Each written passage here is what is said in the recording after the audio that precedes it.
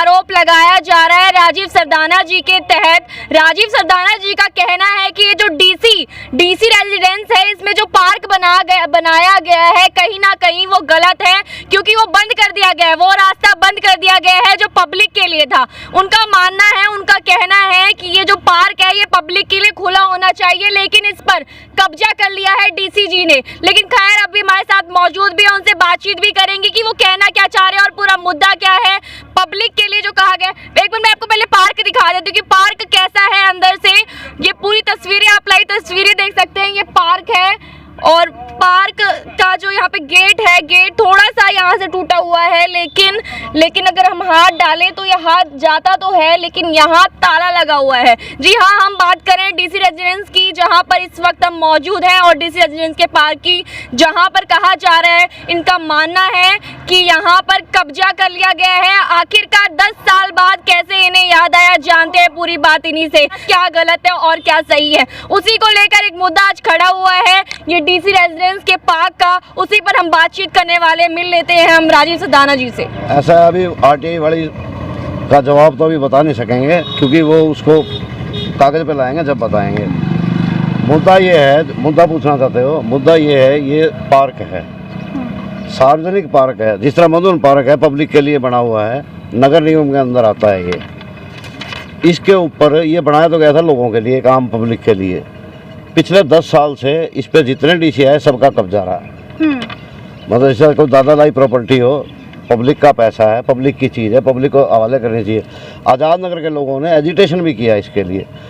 उस समय के डीसी साहब ने इनको आश्वासन दे के भेज दिया, हम खाली कर देंगे, लेकिन खाली नहीं किया। उसके बाद इन्होंने इस पर फाइबर लगवा दिए, ये चारों तरफ आप देखो, गेट पे फाइबर लगवा दिया ताकि किसी को पता ही ना लगे। और उसके अलावा और जो बातें हैं, ये हमारे साथी हैं, हमारे एसोसिएशन के हैं, आशीष जैन जी, इनसे पूछ लीजिए। आशीष जी, मुझे ये बताइए कि 10 साल से जब इस पार्क के ऊपर आप कब्जे की बात कर रहे हैं, तो 10 साल बाद क्या आपको ये याद आया है पार्क? मैम, जब हमें जानकारी मिलेगी तभी तो हम कुछ करेंगे। हमें जानकारी अभी हाल फिलहाल में हुई। जानकारी तो कहाँ से मिली आपको? ये कुछ हमें गूगल मैप्स, और जब हमने हिसार का की मैप चेक किया तो यहाँ उसमें इस तरह की चीज़ें हमें पता लगी। फिर हमने इसकी थोड़ी सी और इन्वेस्टिगेशन की, तो इसके बारे में हमें ज़्यादा अच्छे से पता लगा, और ये भी पता लगा कि तो हमें ये लगा कि सबसे बड़ा मामला इसमें है जो वो ये है कि इसका खर्च कहाँ से हो रहा है। जो सबसे बड़ा मुद्दा अभी तक समझ पा रहा हूँ मैं, कि एक तो है कि पार्क खोला जाए, लेकिन अभी तक जो इसको मेंटेन करने का खर्च है वो दे कौन रहा है, और ये जनता के पैसे जा रहा है या डीसी साहब के तनख्वाह से जा रहा है, ये असली मुद्दा है। अगर जनता के पैसे जा रहा है तो मुझे लगता है कि इन डीसी महोदया और इनसे पहले जो डीसी गए हैं उन सब के एसीआर में ये सब चीज़ें मेंशन होनी चाहिए। और जो भी हमने इसीलिए कमिश्नर साहब को भी लिखा है कि आप इस पर एक इंक्वायरी कंडक्ट कीजिए और पहले एफआईआर दर्ज करवाइए।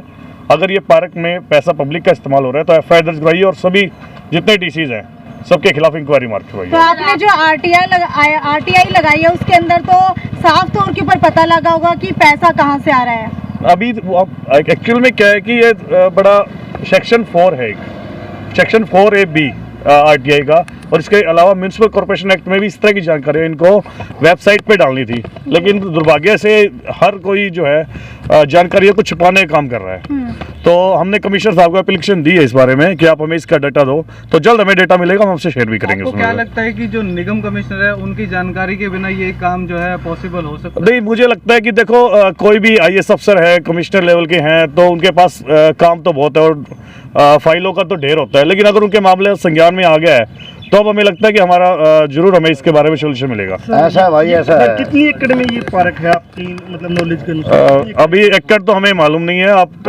अंदाजा देखियो, काफी बड़ा पार्क दिखाई दे रहा है। अगर आप थोड़ा सा नजर घुमाएंगे तो आप अंदर देख सकते हैं कि पहले आजाद नगर के लोगों ने यहाँ पर दर्शन भी किया। हाँ, बिल्कुल बिल्कुल ऐसा हुआ था कि ये आजाद नगर के लोग जो घूमने के लिए, सैर करने के लिए आते हैं, उन्होंने कहा था कि ये पार्क खोला जाए हमारे लिए। तो आप किस तरीके से इसके पार्क पे जो कब्जा है, आप कह हाँ रहे जी, हाँ जी, उपायुक्त का कब्जा है, हाँ जी, हाँ जी, उपायुक्त के कब्जे से इसको छुड़वाया जाए, किस प्रकार से लड़ोगे आप? देखो हमारा अभी हालांकि पाइपलाइन में चीज़ें हैं, लेकिन हमारा मकसद ये है कि किसी दिन हम यहाँ आएंगे, पुलिस को इन्फॉर्म करेंगे और यहाँ बैठ के संविधान की जो प्रस्तावना है उसको पढ़ेंगे, और साथ में जो जितने ऑफिसर्स हैं, नेता हैं, ये सब संविधान की शपथ लेके आते हैं। संविधान की शपथ लेके आते हैं कि हम इसकी रक्षा करेंगे, पद गोपनीयता की शपथ लेते हैं, हम उसी का पाठ यहाँ पढ़ेंगे और उनको याद दिलाएंगे कि जो आप शपथ ले रहे हैं वो उस पर कितना खरे उतर रहे हैं, आप खुद अपने अंदर झांको। अगर आपने गूगल मैप के ऊपर सर्च किया होगा तो जानकारी निकाली होगी पार्क कितनी एकड़ के अंदर है, उपायुक्त मैडम का घर कितने एकड़ में बना हुआ है और कितना एकड़ जो है उपायुक्त मैडम को सरकारी महकमे से मिल सकता है। मैम इसके बारे में हमने आरटीआई डाली है। दूसरा क्या है कि इसका सर्टिफाइड जो नक्शा है उसको आप स्केल से माप सकते हैं। तो गूगल मैप पे ऐसा कोई सिस्टम नहीं है कि आप स्केल के हिसाब से जांच करके बता सकें कि इसकी कितना इसका टोटल एरिया है। तो वो गूगल पे कुछ आता नहीं इस तरह से। कुछ कहीं ना कहीं बातें निकल कर आ रही थी कि सिक्योरिटी रीजन की वजह से जो है हिसार की डीसी के जो रेजिडेंस है उसके बराबर में जो पार्क है उसे आम लोगों के लिए बंद कर दिया गया। और अभी कुछ दिन पहले डीसी रेजिडेंस के बिल्कुल पीछे एक बैंक है जहाँ पर डकैती हो जाती है। तो सिक्योरिटी के नाम पर इस तरीके से जो है तानाशाही क्या करना चाहिए? देखिए सबसे ज्यादा क्राइम की बातें हम करें तो देखो टाउन पार्क है, चाहे मधुबन पार्क है, चाहे दूसरे बड़े पार्क है, वहाँ फिरौतियाँ, मर्डर और अपहरण जैसे वारदातें हो रही है, होती रही हैं। तो ऐसा तो नहीं है कि कभी किसी ने ये कहा हो कि वहाँ के रेजिडेंट ने या साथ में जेल है, कभी जेल के कैदियों ने कहा हो कि जी सुरक्षा मैटर है और टाउन पार्क हमारे हवाले कर दो। ऐसा तो मैंने कभी नहीं सुना कोई डिमांड। तो यही मामला यहाँ पे है। अगर डीसी साहब को सिक्योरिटी में दिक्कत है तो अपने हाउस की दीवारें ऊंची करवा सकते हैं, 2 सिक्योरिटी गार्ड एक्स्ट्रा रख सकते हैं, इसमें क्या बड़ी बात है। 10 साल पहले जब ये पार्क बंद किया गया था तो क्या आपके जानकारी में कोई ऐसा मामला आया है कि डीसी को नुकसान पहुंचाने की कोशिश की गई? हमने सिक्योरिटी लैप्स कहीं पर नजर आया? हमने इस बारे में आरटीआई डाली है। यही हम जानना चाह रहे हैं कि हमने खुद पूछा इसमें कि बताइए कि कोई एफआईआर दर्ज हुई या नहीं हुई, कि किस तरह की घटना हुई थी, क्या एफआईआर दर्ज हुई और उसमें क्या निकल के आया। तो उसके लिए हमने अभी आरटीआई डाल रखी है। पाइपलाइन में चीजें जैसे आएगी शेयर करेंगे आपसे। सर मेरा एक सवाल है। हाँ जी, हाँ जी। डर नहीं लगता डीसी मतलब जिला की मालिक बोलती है उनको? नहीं ऐसा नहीं है, ऐसा नहीं है। देखो ये आपके ऊपर केस दर्ज हो जाए क्योंकि ना होता है ऐसा कि हाँ बिल्कुल होता है। देखो ये चीजें तो आपको क्या लग रहा है सर? देखो जी अगर इस तरह की चीजों में जाएंगे तो ये तो भुगतना ही पड़ेगा। और ठीक है कोई बात नहीं, अगर लीगल प्रोसेस में अगर हमें कुछ करेंगे तो हम जमानत भी लेंगे, आगे लड़ाई भी लड़ेंगे, कोर्ट की लड़ाई भी अलग तरीके से लड़ेंगे। कहीं ऐसा ना हो कि बाबा का बुलडोजर भी हिसार तक पहुंच जाएगा तो हमारे अकेले घर तक पहुंचेगा, थोड़ी बताएगा डीसी साहब के ऑफिस में पहुंचेगा। बुलडोजर गरीब लोगों के ऊपर चल रहा है। देखो रामचाट भंडारा वैध है, डीसी महोदया के ऊपर आप आरोप लगा रहे बिल्कुल या कब्जा किया हुआ बिल्कुल ऐसा जी। ऐसी तो बहुत सी बिल्डिंग है, ऐसी बिल्डिंगें तो हम हजारों बता सकते हैं सरकारी आपको, जहाँ फायर एनओसीज नहीं है, ठीक है, या वैध तरीके से बनी है या जिनके नक्शेबाजी है। हो सकता है आप नगर निगम के अगर नक्शे मांगोगे तो हो सकता है कि उनके भी पास ना हो। तो ये चीज तो आपको पूरे देश में मिलेगी। क्या आपको लगता है आरटीआई का जवाब आने से पहले आपको इस तरीके से मीडिया के सामने आकर के हिसार की डीसी के ऊपर एलिगेशन लगाने चाहिए? हाँ बिल्कुल, मुझे लगता है कि पब्लिक पार्क इतना रिस्क तो लेना ही पड़ेगा।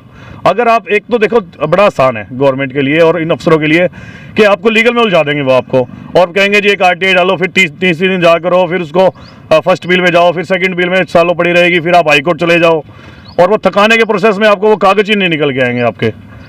ठीक है, हम कह रहे हैं कि अगर आप सही हैं तो अगर आप गलत हैं तो मुकदमा भुगत लेंगे हम, लेकिन पहले ये इसका मामला क्लियर तो करें। ये इन्फॉर्मेशन आरटीआई में या वेबसाइट्स पे डाले, क्लियर हो जाएगा क्या है। ये तो सेक्शन 4 में, ये तो आरटीआई के सेक्शन 4 का वायलेशन कर रहे हैं ना, सेक्शन 4 के वायलेशन ना करके ये सब इन्फॉर्मेशन ये डाटा वेबसाइट पे डाल दे, हम तैयार हो हर चीज के लिए। सवाल फिर वही उठता है कि आपको अभी तक आरटीआई का जवाब नहीं मिला है, आपको कैसे मालूम हुआ कि ये निगम का पार्क है? हाँ जी, ये यहाँ के लोगों से, ये यहाँ से यहाँ के लोकल लोगों से हमें पता लगा है, यहाँ के लोगों से हमने बात किया है। हम नगर निगम के कमिश्नर से मिल के आए हैं, उनसे भी बातचीत करके आए हैं, वहाँ से भी पता लगा है। अगर उनका ना होता ये तो हमारी कंप्लेंट क्यों लेते? नगर निगम के कमिश्नर की तरफ से आपको क्या कहा गया? उन्होंने एप्लीकेशन लिए, रिसीविंग करके दी है। हमें क्या कहा, अब तो वो करेंगे इंक्वायरी। एप्लीकेशन और ऐसा है जी, ऐसा है, ऐसा नहीं। आपकी जिस डिपार्टमेंट में आप एप्लीकेशन दोगे वो मिनट में कह देंगे जी हमारा काम नहीं है, आप दूसरे में जाओ। उन्होंने कमिश्नर को देखा है, कोई रीडर को नहीं देखा है, कोई कमिश्नर से मिल के आए हम कमिश्नर से, ऐसा कुछ नहीं है। और यहाँ हजारों लोगों ने धरना दिया है पहले, 10 साल पहले हमारे भी नज़र में आई है, अखबार में भास्कर पेपर में आया था ये 10 साल पहले। भास्कर ने इसको रिपोर्ट किया था। और ये अभी 4 दिन पहले हमारी भास्कर में भी छपी है। सर एक सवाल और लास्ट। हाँ जी, हाँ जी। आप इस मामले को लेकर जिन्होंने कब्जा किया वो प्रशासनिक अफसर भी है? हाँ जी, हाँ जी। सीधी उनसे बातचीत की? हाँ जी, हाँ बिल्कुल। हम मंडलायुक्त से मिलने गए थे, हमने कल मंडलायुक्त से मिलने गए थे, मंडलायुक्त जी महोदय नहीं थे तो उनके सुपरिटेंडेंट से हम मिले थे। हमने उनको डॉक्यूमेंट दिखाया कि सर ये मामला है, तो उन्होंने कहा जी आप डीसी साहब से मिले। मैंने कहा जी डीसी के खिलाफ कंप्लेंट है, उन्होंने पढ़ा है, हमें रिसीविंग दी है, वो हम डॉक्यूमेंट आपसे शेयर कर लेंगे। तो अभी आप लोगों ने सुना कि जवाब दो, हिसाब दो, जो एसोसिएशन है वो आज यहाँ खड़ा हुआ है इस मुद्दे को उठाकर, और पूरी बातचीत अभी आप लोगों ने लाइव देखी ही होगी। और इस तरह की खबरों को देखने के लिए जल्दी से सब्सक्राइब कीजिए, लाइक कीजिए, कमेंट कीजिए और शेयर कीजिए HR20 न्यूज़ को।